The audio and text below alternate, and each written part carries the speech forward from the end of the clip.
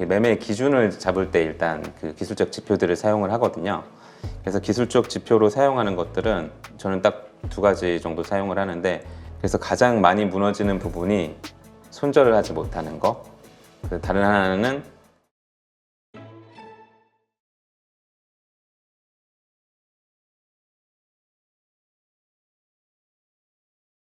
자, 그러면 직장인들이 월급을 2번 받는 것과 같은 이런 투자 어떻게 잘할 수 있을까? 우리 공돌 투자자님의 그 노하우를 한번 좀 집중적으로 분석을 한번 해보도록 하겠습니다. 자, 먼저 주식 공부를 해야 되잖아요. 어떤 네. 종목들로 내가 할 것이냐. 일단 그 단기 트레이딩이시니까 일단 종목수, 관심 종목은 어느 정도나 항상 가지고 있으세요? 저는 보통 100종목 정도 가지고 있고요. 그 안에서 이제 매매하는 종목은 매일 좀 다르긴 하지만 5, 6종목 정도. 네. 그러면 그 뭐라 그럴까요? 샀다가 파는 게 보통 기간이 얼마나 보유를 하고 계시나요? 운이 좋으면 뭐 샀다가 제가 원하는 시세만큼 나오면 바로 팔리는 경우도 있고요. 만약에 그렇지 않다면 단기 매매하다 보니까 회전율이 좀 중요하거든요. 그래서 제가 원하는 시세가 그 기간 내에 나오지 않으면 3일에서 4일 안에는 보통 정리하는 편이에요. 네. 네. 보통 그 매도 가격을 설정해 놓으실 때 네. 어떤 근거로 매도를 결정하시고 거기는 또 수익률이 확정이 되는 거니까 네네. 네, 그게 좀 궁금하네요. 보통은 제가 처음에는 이제 기계적으로 보통 하는 게 좋다고 생각을 해서 4에서 9% 사이에서 분할 매도를 진행을 했었고, 좀 특수한 경우에 뭐 재료가 엄청 좋다거나 아니면 기대감이 크다라고 생각되는 경우에는 좀 그보다 더 보는 편이기도 해요. 근데 가급적이면 한 4% 정도에서는 한번 이익 실현을 해서 수익을 좀 확정해 놓고 나머지 물량 가지고 좀 수익을 극대화할 수 있는 그런 방식으로 하고 있습니다. 자, 그러면 관심 종목에 해당하는 그 100종목을 선정하려면 나름대로 네. 다 그 공부를 해야 되잖아요. 네. 공부는 어떻게 하세요? 공부는 그 시중에 책이나 유튜브 사실 좋은 내용들이 많잖아요. 저 같은 경우에 처음 이제 공부를 시작할 때는 일단 그런 방법들인 전들을 일단 보고 나서 이제 눈으로 확인을 해봐요. 차트를 띄워놓고 진짜 이 방법이 맞을까, 될 수 있을까라는 걸 눈으로 보면서 이게 뭔가 될 것 같다라고 싶으면 이제 엑셀 창을 열어가지고 통계를 내봐요. 예를 들어서 제가 이건 예제로 그냥 넣어놓은 건데, 어떤 뭐 종목을 5일선에서 뭐 한 3% 정도 떨어진 지점에서 매수를 한다라고 가정을 해놓은 다음에 이걸 실제로 가격을 했을 때 과거 데이터를 기반으로 매수를 했을 때 매수 뭐 최고가는 얼마나 나오고 최저가는 얼마가 나와서 이 정도 반등폭을 노리면 어느 정도 뭐 70% 이상의 확률로 수익이 날 수 있겠다라는 것들을 과거 데이터를 가지고 다 통계를 내봐요. 이제 어때 과거 데이터를 가지고 통계를 내보고 이게 될 수 있다라는 좀 어떤 어느 정도의 확신이 생기면 그때부터는 아주 소액으로 손매매를 해봐요. 저 같은 경우에 손으로 좀 매매를 해보다가 이게 진짜 잘 된다라고 확인이 되면 그거를 자동 매매로 돌려서 실제로 운용을 하는 편입니다. 네. 그래서 그 많은 분들이 그 자동 매매나 시스템 트레이딩 한다고 하면 이게 손매매로는 수익이 나지 않는데 갑자기 이걸로 전환하면 수익이 난다라고 생각하시는 분들이 많은데, 사실 저는 이 손매매를 그냥 자동으로 제가 할 수 있게 지금 그냥 아바타를 만들어 놓은 셈이라서 손매매로 어떻게 보면 수익을 나는 걸 꼭 확인한 다음에 그 다음에 시스템 트레이딩이나 아니면 자동 매매로 이제 구동을 시키는 게 적합한 방법이라고 생각을 합니다. 자, 그러면은 아무래도 그걸 결정하는 손매매를 한다는 건, 그러니까 우리가 매매를 한다고 했을 때는 어쨌건 근거가 있잖아요. 네. 정보, 기본적 어떤 기업에 대한 분석들 이런 거는 뭐 여러 가지 자료를 보면서 하실 것 같고, 그 다음에 결정하는 게 이제 차트라든가 이런 기술적 분석이 들어갈 것 같거든요. 네. 어떤 지표를 통해서 그런 기술적 분석을 하시는지 그것도 좀 궁금해요. 네네. 제가 그 사실 기술적 지표는 저는 그렇게 엄청나게 중요하다고 생각하진 않고 사실 재료를 더 중요시하는 트레이더에 가깝고요. 어쨌든 그래도 매매를 해야 되니까 매매의 기준을 잡을 때 일단 그 기술적 지표들을 사용을 하거든요. 그래서 기술적 지표로 사용하는 것들은 저는 딱 두 가지 정도 사용을 하는데, 한 가지는 이동평균선, 그리고 나머지 한 가지는 엔벨로프를 가지고 사용을 하고 있고요. 아까 그 말씀드렸듯이 그 차트에 보시면 기본적인 설정이 5일선, 11선, 21선, 61선으로 네. 세팅이 되어 있어요. 예를 들어서 제가 올해 가장 많이 매매했던 종목이 제주반도체라는 종목이거든요. 보통 사람들은 이제 5일선을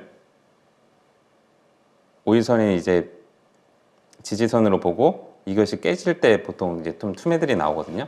저 같은 경우에는 오히려 이런 지점 깨지는 지점에서 이걸 사서 일정한 반등을 먹고 파는 매매를 많이 해요. 그럼 5일선 바로 밑에 가격을 설정해 놓으시나요? 바로 매수를? 밑에 가격은 아니고 저는 7일선 부근이라고 표현을 하는데 부근이라고 표현하는 이유가 어떤 선에만 닿는다고 거기서 반등이 나온다는 건 사실 말이 안 되잖아요. 그래서 이 앞선 파동을 보고 그냥 5일선과 11선 사이 그냥 7일선 정도에서 그럼 부근에서 한번 매수를 해줘서 일부 반등을 먹고 그 다음 파동으로는 뭐 그 11선이 깨지는 자리 이런 자리에서 반동 파동을 먹고 그런 식으로 매매를 하고 있습니다. 아, 그렇다면 일단은 기본적으로 추세가 네. 우상향으로 오르고 있는 네, 종목들 맞아요. 중심으로 하시겠네요. 예, 맞아요. 그래서 올해 같은 경우에는 그런 업종이 반도체, 온디바이스 AR이라던가 HBM 쪽 그쪽에서 이제 매매 기회들이 많이 발생을 했고 작년 같은 경우에 제가 제일 많이 매매했던 업종군이 뭐 에코프로나 포스코 홀딩스 쪽, 2차전지 쪽을 많이 매매를 했었어요. 네. 자, 그렇다면 우리가 이 뭔가 바로 그 돈을 벌기 위해서는 이제 연습 같은 게 필요하잖아요. 실전 같은 연습. 뭐 네. 책에서도 그렇게 표현을 하셨는데 이러한 실전에서 계속 노하우가 쌓이고 실력이 커지게 하기 위해서 우리가 꼭 해야 되는 것들이 뭐가 있을까요? 일단 제일 중요한 거는 아까도 통계를 낸다고 말씀드렸잖아요. 근데 통계에서 확인했는데 막상 그 손매매나 내가 실전에 투입하게 되면 이 심리라는 것들이 작용하기 때문에 그게 이제 무너지기가 쉽거든요. 저도 자동 매매를 하지만 제가 원하는 미리 정해놓은 손절가 부근에 왔을 때 이걸 취소하고 싶은 생각들이 많이 들어요. 개입하고 싶은 생각들. 그래서 가장 많이 무너지는 부분이 손절을 하지 못하는 거. 그 다른 하나는 비중 조절을 하지 못하는 거라고 생각을 하거든요.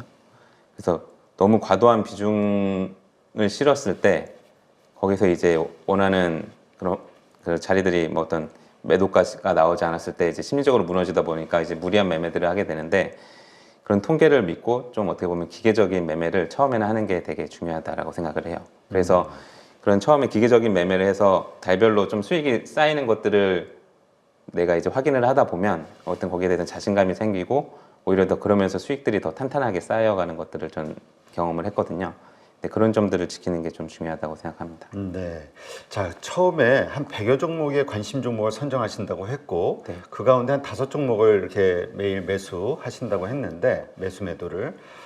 그렇다면은, 그 동시에 그 100개의 관심 종목의 매수 매도가를 다 설정을 해 놓으시는 건가요? 아니면 그 가운데서 매일 그 최근에 나온 이슈나 이러한 모멘텀을 가지고 보면서 따로 또 골라내시는 건가요?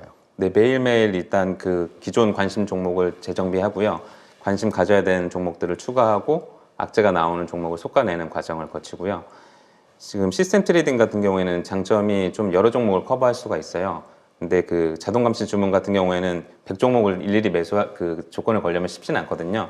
그런 경우에는 좀 더 주도주를 좀 더 타이트하게 가져가서 종목들을 압축해서 자동 감시 주문을 활용하시면 훨씬 좋을 것 같습니다. 네. 요즘 다이소라고 그 스스로 그 뭐 좋다고 생각되는 걸 사다 보니까 순식간에 10개, 네네. 20개, 30개 돼버려 가지고 네. 이거 뭐 어떻게 돌아가는지도 모르겠다 네. 이러시는 분들이 있는데 이런 건 한번 자동 매매 프로그램으로 이렇게 정리해 놓는 것도 필요하겠네요. 네네, 맞습니다. 근데 저도 그렇게 많은 종목을 자동 매매를 하고 있지만 뭐 모니터링하는 종목만 많을 뿐 매수해서 관리하는 종목은 그렇게 많지 않거든요. 이제 백화점 포트가 되면은 되게 관리하는 게 되게 힘든 것 같더라고요. 한 몇 종목 정도가 적당하다고 보세요? 저는 한 5종목 정도가 적당하다고 보고 있어요. 알겠습니다.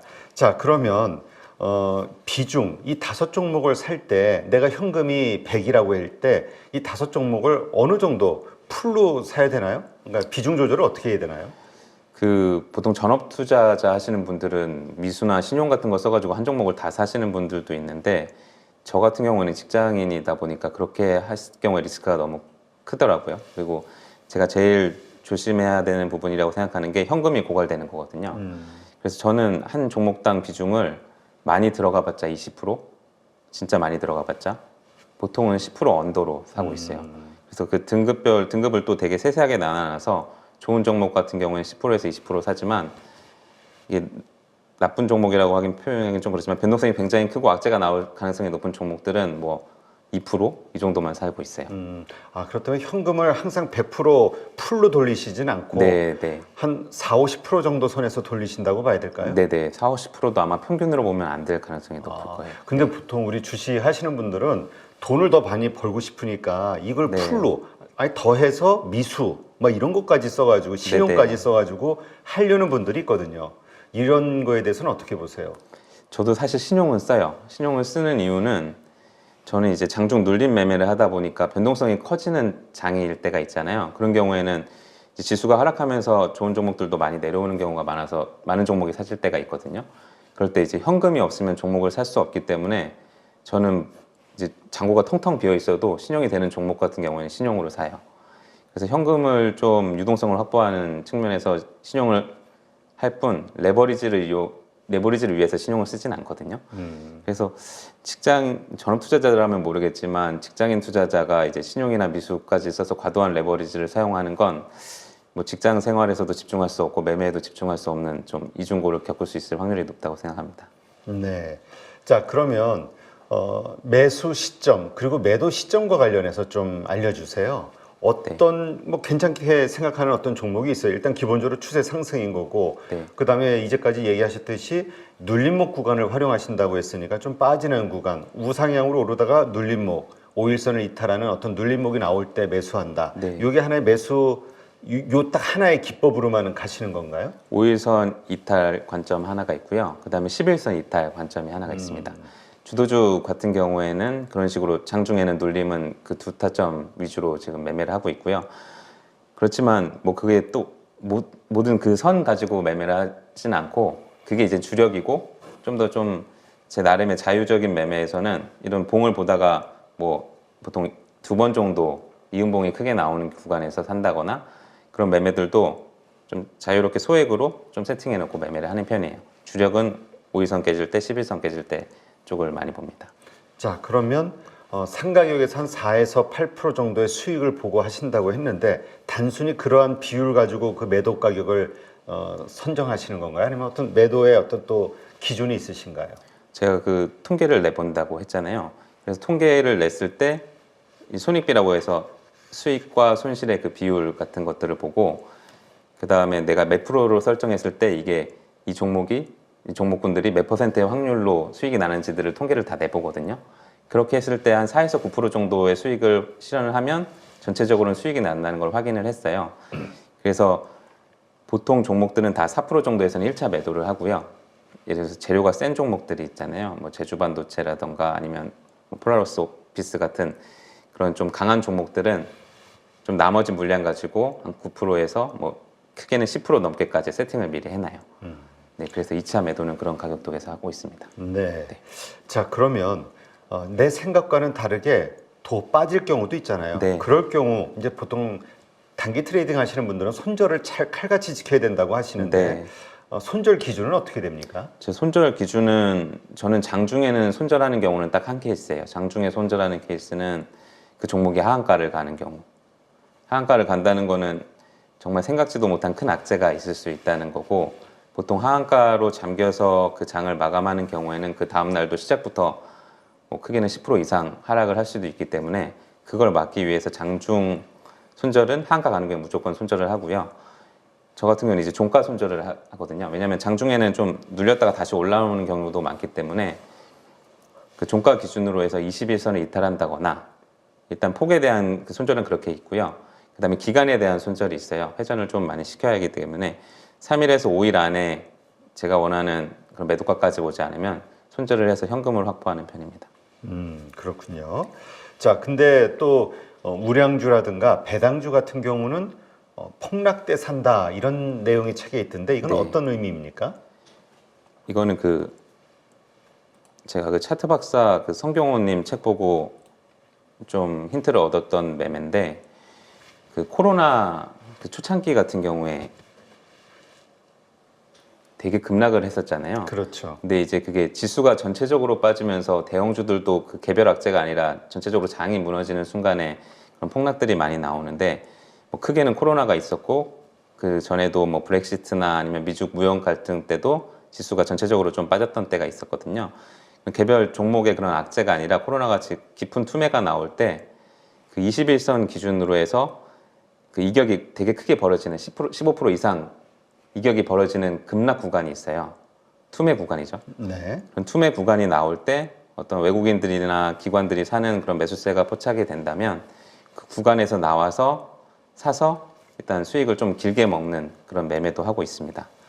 이 매매 같은 경우에 좋은 점이 보통 그 우량주나 배당주 같은 경우에 좀 배당을 주잖아요. 근데 이제 주가가 급락하게 되면은 그 시가에 대한 배당률이 높아지기 때문에 혹시 그 수익이 바로바로 나지 않더라도 그 배당을 기대하면서 조금 더 그 보유 기간을 늘릴 수 있는 장점이 있고요.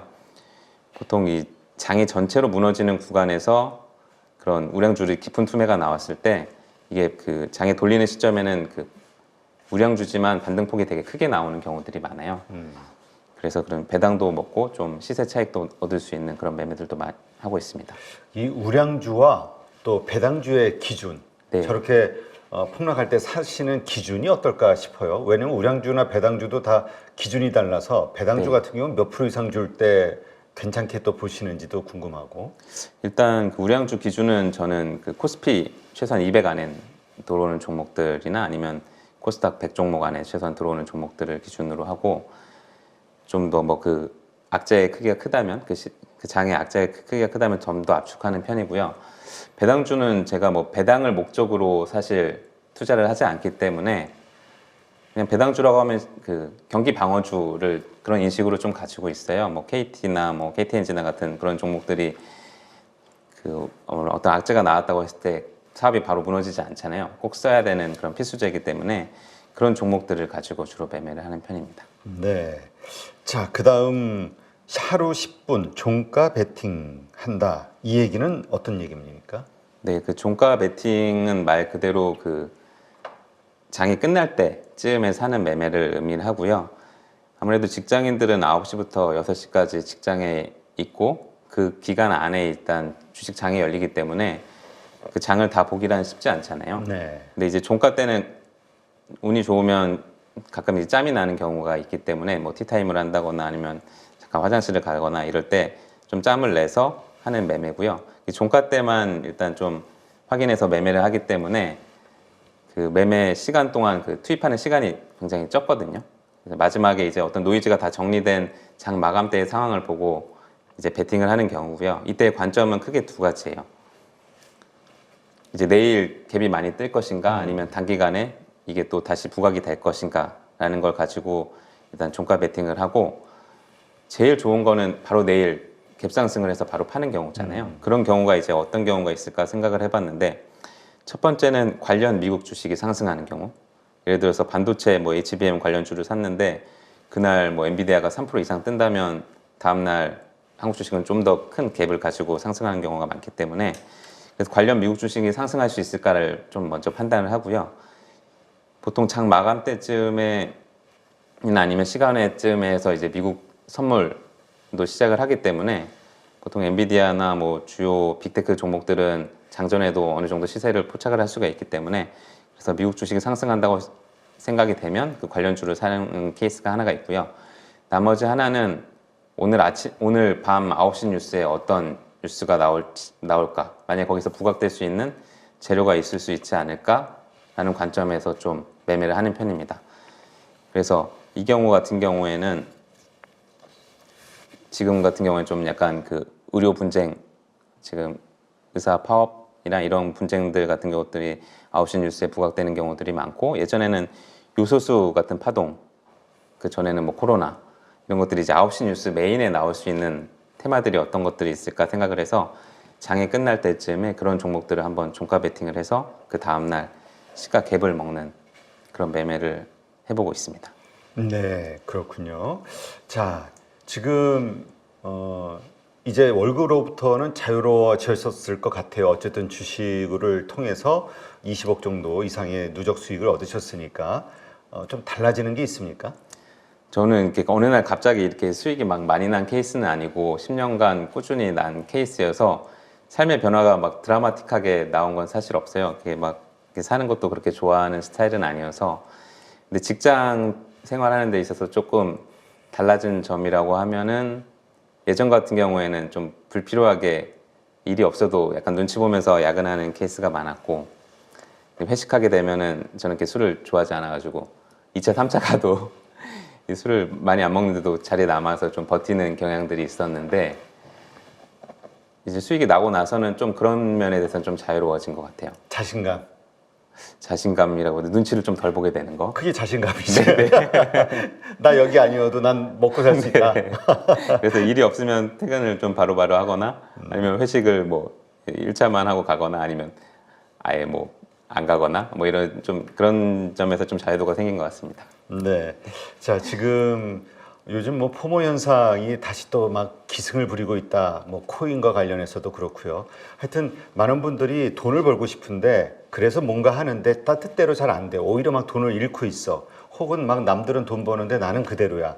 이렇게 했을 때 마음이 되게 힘들잖아요. 의욕도 막 다운되고. 이런 분들에게 좀 해주시고 싶은 말 있으시면 해주시죠. 네, 저도 그 10년 기간 동안 수익이 나지 않았었기 때문에 그런 면에 대해서 되게 공감을 많이 하고, 지금도 매매하면서 비트코인이나 이런 거 보면은 저도 포모가 오긴 하거든요. 근데 일단 좀 꾸준히 하면서 너무, 물론 열심히 하는 건 중요하지만 너무 몰입해서 그 회사나 다른 것들에 대해서 너무 영향을 많이 주지 않는 선에서 나름대로 이제 노력을 하다 보면 어느 순간 빛을 볼 날이 분명히 있을 거라고 생각하고, 저는 그 10년 동안 수익 내지 못했지만 그 10년 기간 동안 얻었던 것들이 그 뒤에 좀 연결되는 것들을 많이 느끼거든요. 그래서 그 기간이 꼭 필요 없는 시간은 아니다라는 걸 기억해 주시면 좋겠고, 통계 기반의 어떤 매매를 하시다 보면 차곡차곡 그 수익이 쌓여가면서 어느 순간 잔고가 크게 늘어난 걸 보실 수 있을 거라고 생각됩니다. 네, 알겠습니다. 나는 주식으로 월급 2번 받는다. 책의 저자시죠. 공돌 투자자 김동준님. 네, 오늘 좋은 인사이트 고맙습니다. 감사합니다.